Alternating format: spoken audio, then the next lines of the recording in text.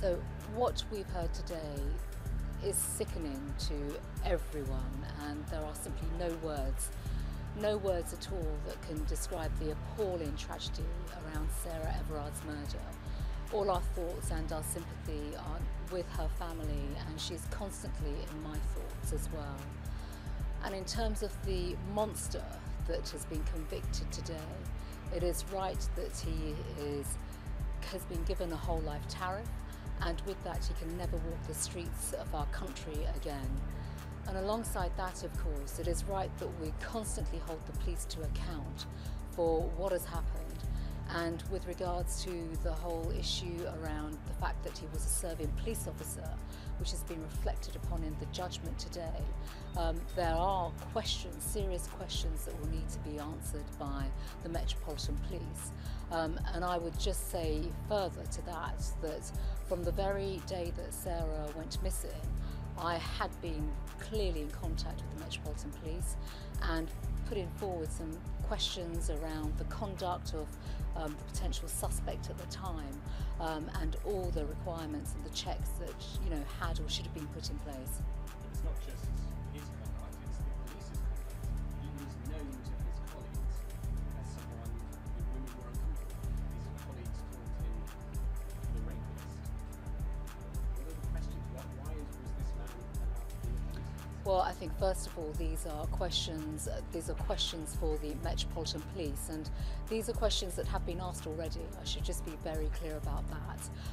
In my holding of account of the Metropolitan Police in previous months, as I said, from the minute that Sarah went missing, these were clear points and questions and challenges that were put to the Metropolitan Police and to the Met Commissioner directly.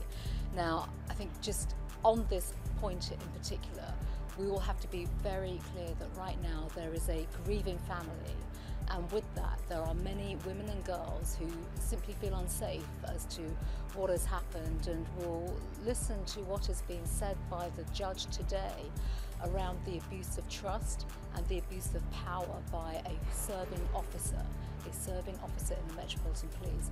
It is my duty and responsibility to continue to hold the police to account, to continue to ask the questions that I have been asking over recent months, but also, I think importantly, to ensure that the change that we need to see within the police actually takes place.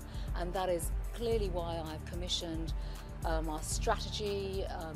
The Inspectorate has produced a report where we are looking at the findings right now in terms of what the police need to do to, yes, be held to account, be more transparent, but fundamentally change their approach to these issues around crimes and violence against women and girls. And that is absolutely central to the work that I'm doing. I say this not just as Home Secretary, but I say this as a woman. All of us want to feel safe and be safe. That is absolutely a right that we have, and with that, of course, the police need to engage in the right way, and they'll be held to account going forward. That's very general. What are the questions you're asking, and what is the change you want to see? Well, I think first of all, you're asking questions specific to this case. I have asked questions, and these have been ongoing, around issues around the conduct, the abuse of power.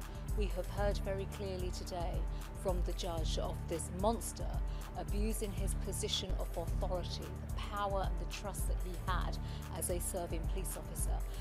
That should not have happened. And with that, of course, there are wider issues around public confidence that will need to be addressed, and it's right that the Metropolitan Police address those concerns. Should the Commissioner resign? Is she the person to oversee that change? Well, I think first of all there are important questions, and questions that I've been asking, and challenges. We have to be honest about this, in particular to this case, but also the conduct of that serving officer and conduct of policing more broadly.